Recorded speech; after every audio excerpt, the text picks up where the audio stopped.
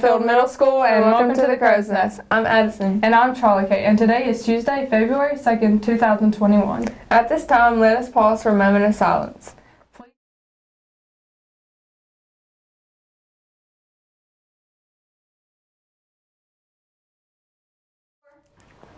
Please stand for the Pledge of Allegiance. Attention, salute, pledge.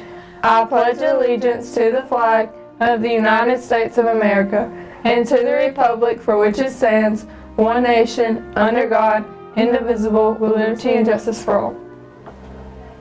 Our message for today is about cooperation. Author Herman Melville once said, "We cannot live only for ourselves. 1,000 fibers connect us with our fellow men, and among those fibers our actions run as causes, and they come back to us as effects."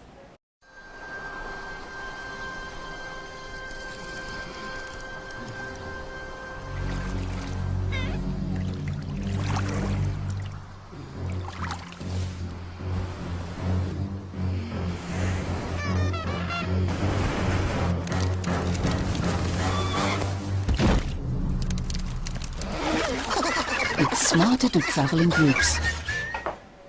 For lunch today, our menu will be chicken nuggets or cheddar cheese taco soup with chips, mashed potatoes, green beans, and pears, or you can choose a PB&J grab and go. Will it be an early spring? According to a Pennsylvania Dutch superstition, it's all up to the groundhog. Yep, it's Groundhog Day. Today, a holiday based on their beliefs that the groundhog emerges from its burrow today. If he sees a shadow due to the clear weather, it will retreat to its den, and winter will last another 6 weeks. But if he does not see his shadow because of the cloudiness, spring will arrive early. By the time you're watching this, he has already been out. So ask your teacher about the result. As the tradition goes, every year on February 2nd, Phil the groundhog comes out of his hole in Punxsutawney, Pennsylvania. If he sees his shadow, we'll supposedly get 6 more weeks of winter. If he doesn't see his shadow, winter is supposedly over. Seems bizarre, right?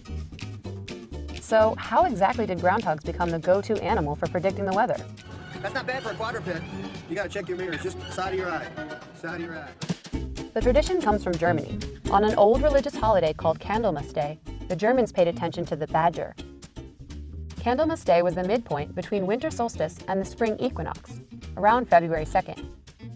If the badger saw its shadow, it meant that a second winter was coming. When the practice came to the U.S. in 1887, the groundhog was chosen because badgers aren't native to eastern North America. While it may seem random, there is some logic to turning to the groundhog for weather predictions. Like badgers, groundhogs, also known as woodchucks or whistlepigs, are considered true hibernators. When they emerge from hibernation, it means winter is almost over. In winter months, their body temperature drops 62 degrees. Comparatively, if a human body temperature drops just 4 degrees, it goes into hypothermia. A groundhog's hibernating heartbeat is only 5 beats per minute. In warmer months, its heart beats 80 times per minute. Their breathing slows down in winter too. It can go from 16 breaths per minute to about 2 during hibernation. However, the idea that groundhogs are predicting the weather when they come out of hibernation may be a bit of a stretch. It's 6 more weeks of winter. It must be! The real reason groundhogs come out of their holes in early February is to look for mates. Mating season is in March, so they wake up a little early to scope out potential partners, and then return to their burrow to wait out the winter.